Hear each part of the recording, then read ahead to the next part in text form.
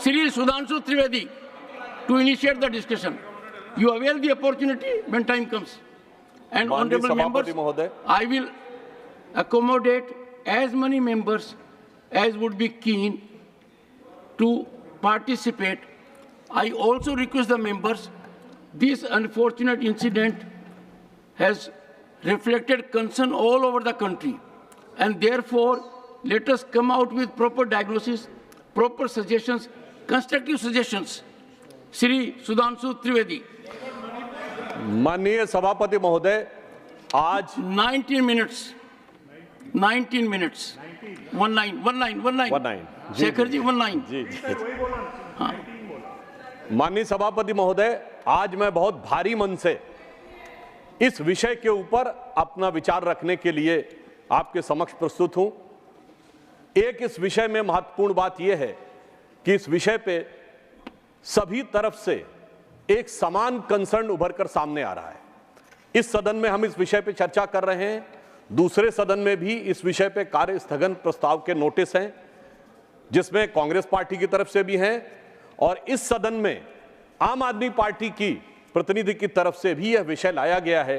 यह दर्शाता है कि यह विषय कितना व्यापक और कितनी संवेदना की दरकार रखता है। सभापति महोदय, दिल्ली भारत की राजधानी है। यहां पर लोग अपने जीवन की और राष्ट्र के सेवा की अनेक आकांक्षाओं को लेकर आते हैं। पिछले कुछ वर्षों में हमने देखा कि सिर्फ जीवन यापन के लिए नहीं, नए अवसरों की तलाश में ही नहीं, बल्कि कोचिंग के माध्यम से नए कैरियर की तैयारी के लिए भी भारी संख्या में छात्र आने शुरू हुए। उल्लेखनीय बात यह है कि इसके लिए जो कोचिंग संस्थाएं थीं, उनको जिस प्रकार की व्यवस्था सुनिश्चित करनी चाहिए थी, वैसा होता दिखाई नहीं पड़ा। उससे अधिक संवेदनशील बात यह है कि सरकार को जिस गंभीरता और सतर्कता के साथ उस पर नजर रखनी पड़नी चाहिए थी, वो भी नहीं हुआ। अभी जो घटना हुई है वो बहुत हृदय विदारक है और पीड़ादायक है कि एक सैलाब आया जो 3 बच्चों के जीवन को बहा के ले गया, उनके परिवार की आशाओं और आकांक्षाओं को बढ़ा के ले गया। मगर अफसोस की बात है कि जिनके ऊपर इसकी जिम्मेदारी होनी चाहिए थी, उनकी आंखों में एक आंसू तो छोड़िए, उनके माथे पर शिकन भी नजर नहीं आई।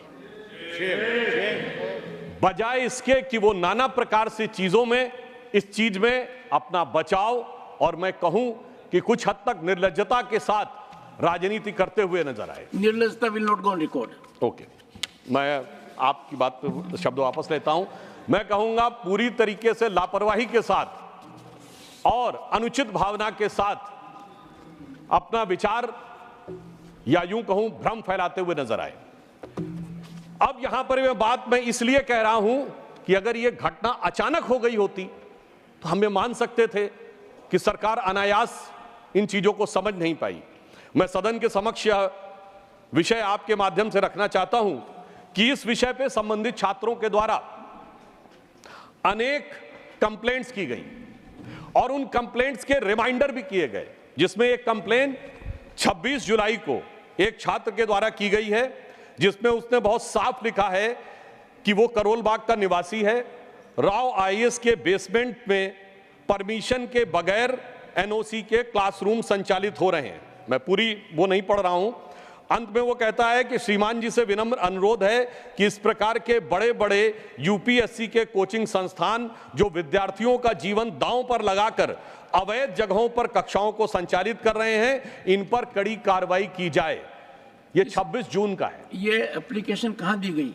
ये एप्लीकेशन एनसीटी दिल्ली को रिसीव की गई है, ministry department of grievances description में। Put it on the table of the house also. Definitely हम ये पुट कर देंगे, आप फ्लोर पे रखता हूं। और उसमें रिमाइंडर भी है, रिमाइंडर है, कोई कार्रवाई नहीं हुई, 15 जुलाई का रिमाइंडर। उसमें वो ये कहते हैं कि sir it is very important and urgent to take the action. फिर 22 जुलाई को, एक हफ्ते के बाद, फिर वो रिमाइंडर देता, sir please take action, the issue of student safety is there. मगर इसके बावजूद सरकार के कान पर जू नहीं रेंगती है और इतनी बड़ी घटना अंजाम हो जाती है। जी, अब एक और मैं विषय ध्यान देना चाहता हूं इसी बीच में। ये 26 जून से लेके और 22 जुलाई के बीच की घटना है, परंतु इसी बीच में इसी बिल्डिंग को 9 जुलाई को फायर डिपार्टमेंट एनओसी दे देता है। यानी ये कार्रवाई चल रही है। वो एनओसी की कॉपी भी मैं आपके समक्ष रख सकता हूं, और एनओसी में बेसमेंट को स्टोरेज के लिए दिखाया गया है। अब यदि वो फायर डिपार्टमेंट ने एनओसी दी है और स्टोरेज के लिए दिया है, तो क्या बगैर इंस्पेक्शन के किया? क्योंकि 26 जून को शिकायत चल रही है और 9 जुलाई को एक दूसरा विभाग स्टोरेज के लिए दे रहा है, तो या तो बगैर देखे हुए दिया गया है या फिर बहुत देख समझकर किसी अन्य अपरिहार्य कारणों के माध्यम से लिया गया है। तो इसलिए हम ये कह सकते हैं कि ये अपने आप में एक लापरवाही नहीं, बल्कि ये एक प्रकार का एक आपराधिक कृत्य है, एक प्रकार की क्रिमिनल नेग्लिजेंस है, जिसमें जानते बूझते बच्चों को उस हद तक उनके जीवन को खतरे में डालने के तक ले जाया गया। और मुझे अधिक वेदना इसलिए होती है सभापति महोदय कि दिल्ली में मात्र कुछ दिन पहले पीने के पानी की किल्लत थी और उससे लोगों की जान जहमत में थी। आज सीवर के पानी से जान हलकान है। आप सोचिए कि जो लोग इतने लंबे समय से हुकूमत कर रहे हैं और पहले कहते थे हमारे पास ये नहीं है, हमारे पास वो नहीं है, आज तो एमसीडी भी आपके पास है, सरकार भी आपके पास है, और जो कहते थे कि नई राजनीति लाएंगे, वो नई राजनीति कितनी खतरनाक साबित हो रही है और लोगों की जान कैसी हलकान किए हुए है, और उसके बावजूद उनकी तरफ से सिर्फ सियासी बयान है और इसके अलावा कुछ भी नहीं है। मैं ये भी कहना चाहता हूं महोदय, अभी हम लोग जुलाई के महीने में 6 महीने बाद जाड़े का दौर शुरू होगा, सांस लेने की भी तकलीफ होगी। यानी पानी का विषय हो, जमुना की सफाई का विषय हो या सांस हवा की सफाई का विषय हो, सारी बातों पे सिर्फ बातें होती रही हैं और समय के अनुसार ये अपना स्टैंड समय समय पर चेंज करते रहे। यहां पर मैं एक और बात बताना चाहता हूं, यदि किसी व्यक्ति के साथ कोई हादसा हो जाए, मान लीजिए उन बच्चों के साथ यह स्थिति हुई, आप अस्पताल ले जाना चाहें, तो मैं बताना चाहूंगा कि मीडिया में रिपोर्ट अवेलेबल है कि हाई कोर्ट ने इस पे टिप्पणी की है कि बहुत कम। एक सेकंड जी माननीय सदस्य, ये गंभीर विषय है और सदन में 2 बातों का ध्यान रखना पड़ेगा। एक तो आप विषय पर ही बोले और दूसरा मीडिया रिपोर्ट को आधार नहीं बनाएं। आप वही सर, ये हाई कोर्ट के जजमेंट को कोट कर रहा हूं। नहीं, जजमेंट की कॉपी आपके पास है, उसकी प्रतिलिपि रखनी पड़ेगी जी, क्योंकि मीडिया में कुछ भी आ जाए उसको आधार मत बनाइए। सर, हाई कोर्ट ने इस बारे में बहुत असंतुष्टि व्यक्त की है पूरा कि जितनी हाई कोर्ट ने इस विषय को लेकर बहुत असंतुष्टि व्यक्त की है कि जितनी प्रकार की आबादी है उसकी तुलना में अस्पताल में सीटी स्कैन की मशीनें बहुत कम है। यह वेल नोन फैक्ट है, पब्लिक डोमेन में। और इतना ही नहीं, मैं तो कांग्रेस के प्रदेश अध्यक्ष का बयान कोट करना चाहूंगा, जिसमें उन्होंने कहा था कि 32 अस्पतालों में से 68 ऐसे हैं जहां पर ऑपरेशन थिएटर काम ही नहीं कर रहा है। यह कांग्रेस के प्रदेश अध्यक्ष का बयान। अर्थात ये मैं सिर्फ ये बताना चाहता हूं, लोगों की जान के प्रति लापरवाही का विषय की सीमा तक है और उस सीमा पर चलते हुए ये स्थितियां इस प्रकार की आती हैं कि नोटिसेस छात्रों के द्वारा हैं, आगाह जनता के द्वारा किया जा रहा है, परंतु उसके बावजूद हमारी दिल्ली की सरकार इस विषय में किसी भी प्रकार का कोई प्रभावी कार्रवाई नहीं कर रही। आज मैं आपके माध्यम से पूछना चाहता हूं कि दिल्ली सरकार के पीडब्ल्यूडी डिपार्टमेंट और एमसीडी को, क्योंकि इसमें जो मुख्य कारण रहा, सफाई नहीं की गई, सीवर में स्लिटिंग की सफाई नहीं की गई, जिसकी वजह से सीवर का पानी बैकफायर किया और मात्र 2-3 मिनट के अंदर पूरा का पूरा बेसमेंट जिस तरीके से भर गया। इसमें 2-3 पक्ष हैं। पहला, बेसमेंट पे काम करने की परमिशन किस डिपार्टमेंट ने दी? दूसरा, यदि वो परमिशन दी गई, क्या उसके बाद कोई इंस्पेक्शन नहीं हुआ? तीसरा, कि यदि उसके ऊपर कोई शिकायत की गई तो उसके ऊपर कोई कार्रवाई की गई नहीं। और चौथा, आसपास के सीवरों की जो स्लिट स्लज थी उसकी सफाई की गई या नहीं, इस बारे में जानकारी या सदन जानने की आवश्यकता रखता है, क्योंकि इन चारों चीजों ने मिलकर उन 3 बच्चों की जान के साथ खिलवाड़ किया है। मगर अफसोस की बात यह है क्या हमारी सरकार दिल्ली की जो इतना प्रचार करती है कि हमने ये किया, हमने वो किया, मगर आज तक वो ऑथेंटिक डाटा नहीं दे पाए कि सीवर्स की, स्लज की सफाई के लिए उन्होंने क्या काम किया है जिसकी वजह से इस प्रकार की घटनाएं ना हो। जब से वो सरकार में आए हैं, ये एक वेल नोन फैक्ट है कि जल बोर्ड का घाटा 74,000 करोड़ रुपए हो गया है।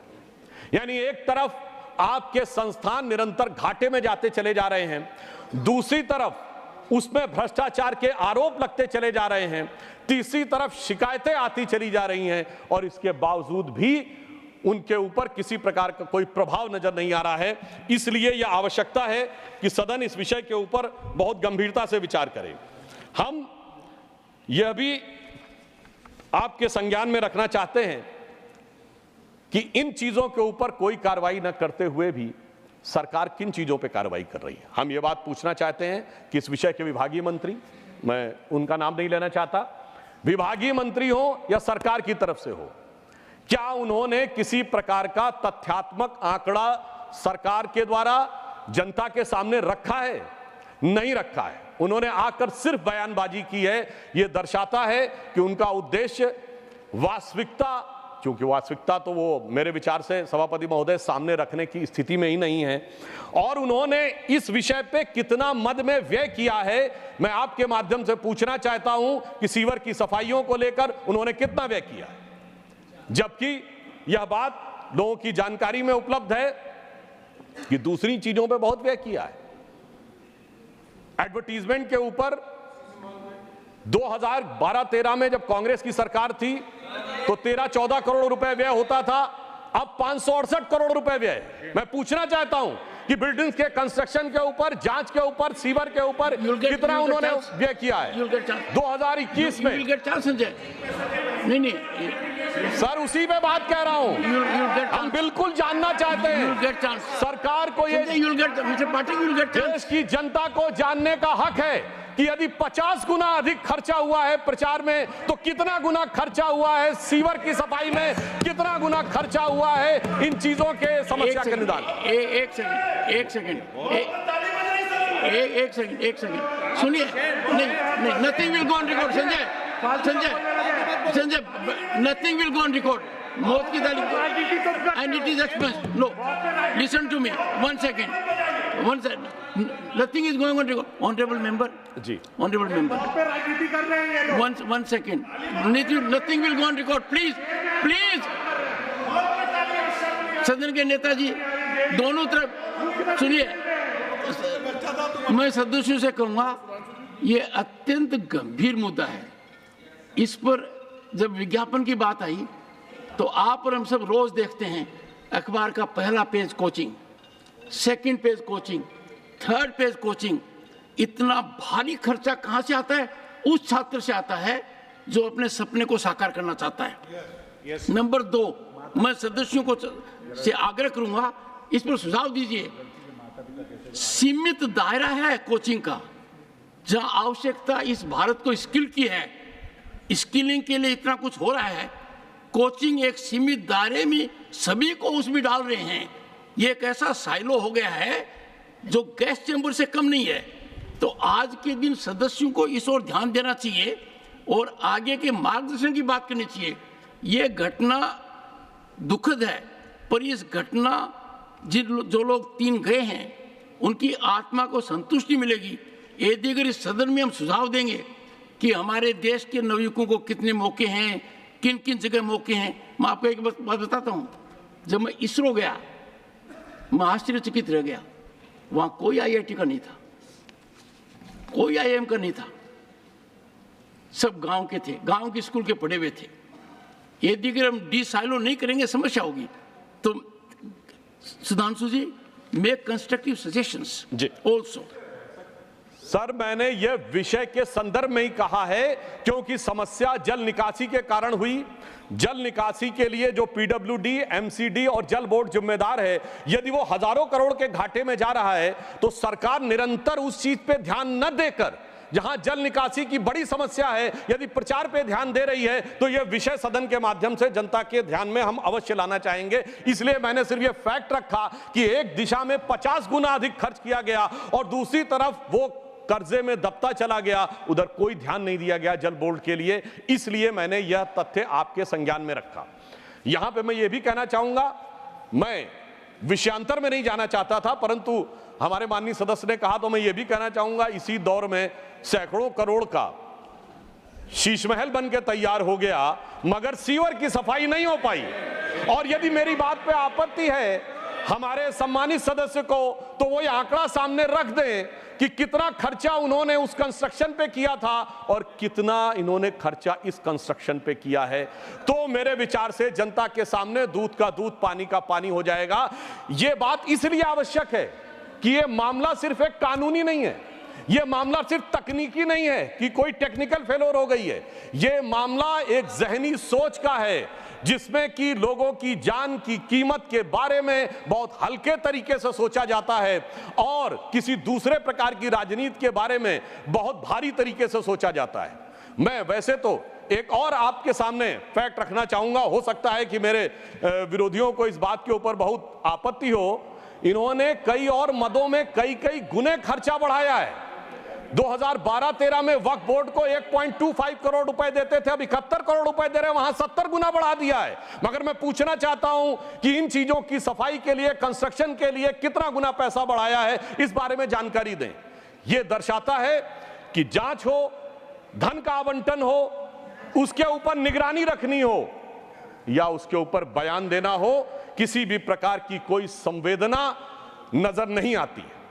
और फिर मैं यह भी कहना चाहूंगा कि इतनी बड़ी घटना हो गई मगर दिल्ली के माननीय मुख्यमंत्री जो विशेष परिस्थितियों में, विशेष स्थिति में हैं, उनकी तरफ से कोई इस प्रकार का सब्सटेंटिव बयान आया ही नहीं। अरे कम से कम संवेदना व्यक्त करते, एक जांच इंक्वायरी सेटअप करते, वो ये कहते, ये बयान देते जो कह रहे थे कि मैं तो वहां से बैठकर दिल्ली के लोगों के लिए सदैव मेरा दिल धड़क रहा है, मैं तो दिल्ली के लोगों के बारे में ही सोचता रहता हूं। इतनी बड़ी घटना हो गई और उनकी सोच की कोई एक झलक हमें दिखाई नहीं पड़ी। उल्टा मैं ये कहना चाहता हूं कि इन घटनाओं के साथ, इधर दिल्ली के साथ जो मैंने कहा 26 जून से लेके कई शिकायतों से लेके आज तक ये हो रहा था, परंतु जवाब में कोई तथ्यात्मक जवाब नहीं दिए जा रहे थे, सिर्फ ये जानकारियां दी जा रही थीं कि उनका वजन हल्का हो रहा है। मुझे लगता है कि अगर उन्होंने अपने कामों पे ध्यान दिया होता तो मैं उनके अच्छे स्वास्थ्य की कामना करता हूं कि वो स्वस्थ रहे, परंतु मैं कहना चाहता हूं यहां वजन हल्का होने का विषय नहीं है, यहां किरदार हल्का होने का विषय है। और जिस प्रकार का आचरण आम आदमी पार्टी ने दिखाया है वो निश्चित रूप से उनके आचरण के और उनकी सरकार के परफॉर्मेंस पे संजय बिल्कुल महोदय उस पर चर्चा हो रही है। नहीं देखिए, क्यों, इसमें कौन सी बात है महोदय? अगर महोदय मैं आपके माध्यम से कहना चाहता हूं महोदय, सुधांशु जी मेरे विषय, मेरे एक सेकंड सुन Sanjay, nothing is going on record. Sanjay, nothing is going on record. बैठिए please, let us please Sanjay, take your seat.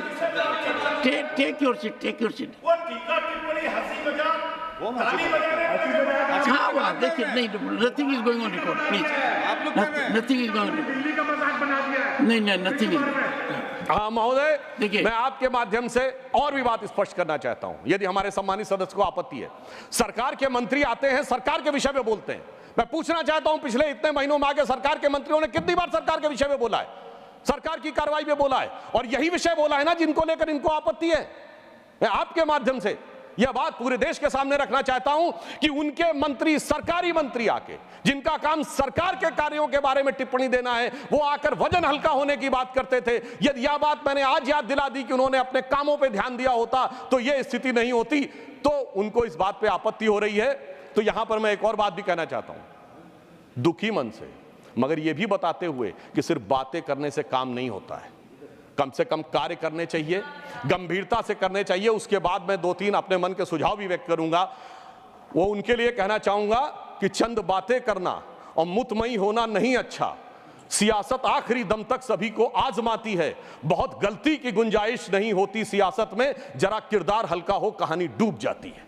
तो जो आपने किया है वो दिल्ली की जनता की अपेक्षाओं को और जिस आधार पर आपको लाया गया था उसको दूर करने का काम किया। अब मैं इन्होंने कहा सुझाव तो मैं बहुत साफ कहना चाहता हूं, जितने गुने पैसे आपने, जितना ध्यान आपने प्रचार प्रसार पर, वक्फ बोर्ड के विस्तार पर दिया है, आप उसकी बजाय ध्यान हटाइए और दिल्ली के सीवरों को साफ करने के लिए धन आवंटित करिए।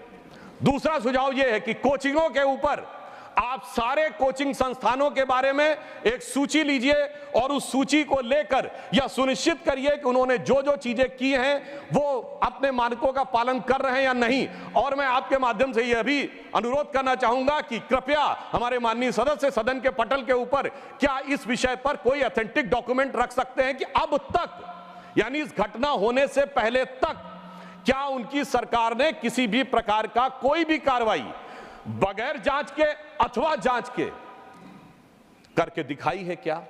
यदि नहीं की है तो मैं उनसे अनुरोध करूंगा कि अब इस घटना से संज्ञान लेकर कृपया सख्ती के साथ पहले यह तय करें कि कितने कोचिंग संस्थान हैं, वो वास्तविकता में जितने उनको परमिसिबल लिमिट है उसमें वो छात्रों की संख्या रखे हुए कि नहीं, और यदि उन्होंने उनको कहीं रेजिडेंस दे रखा है तो वो रेजिडेंस मानकों के अनुरूप है या नहीं। क्योंकि आज तो महोदय ये तो पानी की घटना हुई, कल के दिन फायर हैजार्ड भी हो सकता था। तो ये बात हम इनसे बहुत स्पष्ट कहना चाहेंगे कि इन बातों के विषय में गंभीरता लें। और अंत में इन्होंने कहा सुझाव, तो एक और सुझाव भी देना चाहूंगा कि इनसे विनम्र निवेदन है कि सरकार चलाइए, सरकार के मंत्री आकर सरकार के कार्यों के बारे में विचार दें, आकर सिर्फ राजनीतिक बयानबाजी, आरोप प्रत्यारोप न करें। क्योंकि अभी तक का इनका स्टाइल ये रहा है कि किसी भी घटना के ऊपर वास्तविक अर्थों में सरकार की तरफ से जो जवाब मिलना चाहिए था वो जवाब देने की बजाय सियासी बयानबाजी होती है। तो मैं अंत में सिर्फ ये कहते हुए अपना निवेदन समाप्त करता हूं कि यह घटना बहुत हृदय विदारक है और इस घटना के बारे में जैसी संवेदनशीलता की अपेक्षा दिल्ली सरकार से थी वो नहीं हुई है। इसलिए इस पे एक गंभीर जांच होनी चाहिए और संबंधित लोगों की जिम्मेदारी सुनिश्चित की जानी चाहिए ताकि भविष्य में ऐसी घटनाओं की पुनरावृत्ति ना हो सके। धन्यवाद।